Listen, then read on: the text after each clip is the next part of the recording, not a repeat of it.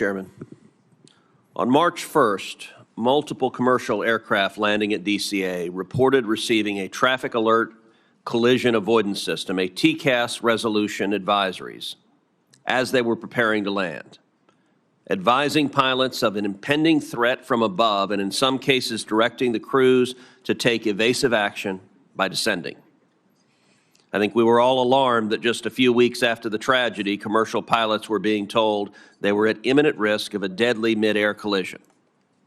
It's now come to my attention that these warnings were caused by the Secret Service and the U.S. Navy improperly testing counter-drone technology at DCA.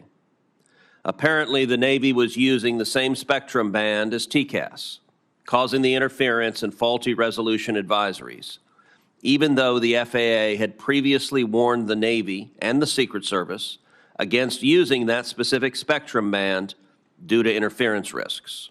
Acting Administrator Rocheleau, is that correct? Yes, sir, that's correct. Let me just say this deeply disturbing that just a month after 67 people died while on approach to DCA, that the Secret Service and Pentagon would inadvertently cause multiple flights to receive urgent cockpit alerts recommending evasive action. It is inappropriate for such testing to occur at DCA given the facts of what occurred. And I expect this committee to investigate why precisely that happened. General Brayman, I want to turn to your testimony. On March 11th, Chairman Moran and I sent you a letter asking a series of very specific questions. This week, the Army responded with a one-page information paper. However, there were specific questions in the letter that were not answered. I want to turn to them now. We asked you specifically, how frequently does the Army turn off ADS-B out transmission? Chairman Cruz, as I stated in the discussion about how we approve the missions, a mission would have to fall into the category as defined in the federal regulation and Army policy.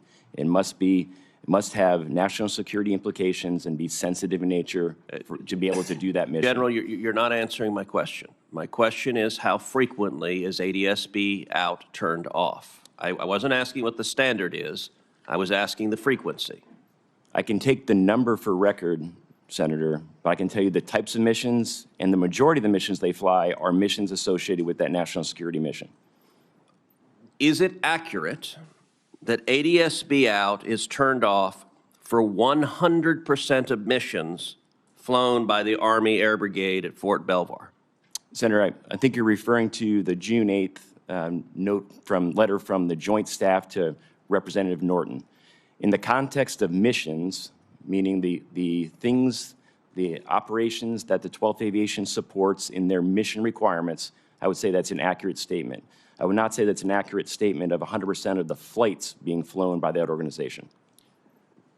Okay, so I want to understand what you mean by missions. Does missions capture training flights? Only training flights that would have been operating in a location that's sensitive as part of their continuity of government operations. Well, that would be all of them around DCA, is that correct? Only specific sites that are part of that continuity of government operation. In your one-pager, you said 75% of the flights are mission rehearsal readiness flights. Are those operated with ADS-B out? They are, Senator, yes.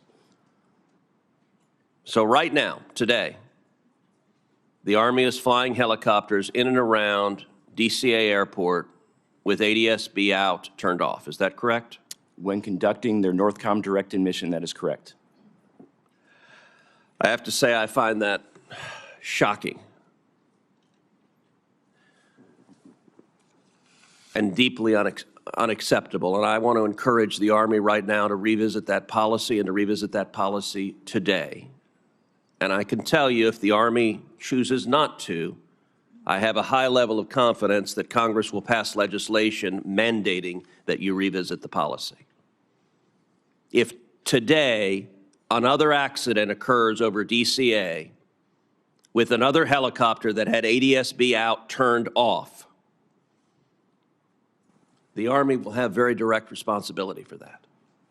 And I am at a loss to come up with any justification for risking the lives of the traveling public with that decision. You can't change the decisions made yesterday, but you can change decisions made forward. Now, it's my understanding the Army has a memo, August 9th, 2024, entitled ADSB Out Off Operations in the National Airspace. My staff requested that memo from you, and my understanding is your team declined to provide it.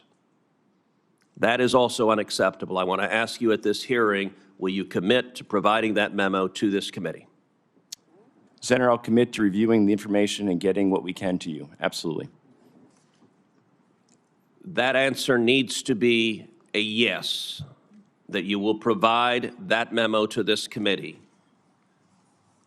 Senator, we'll review that and we'll look at the ability to give it to the committee. Absolutely. If it is not provided to this committee within 24 hours, I am confident that you will have a senior commanding officer give you a direct order to provide that committee, provide that memo to this committee. And I just want to underscore, there's no reason the Army has to wait for the conclusion of the NTSB report to revisit your policy on ADSB out. You can do so right now. And I got to tell you, I spent this morning looking in the eyes of family members who lost family members.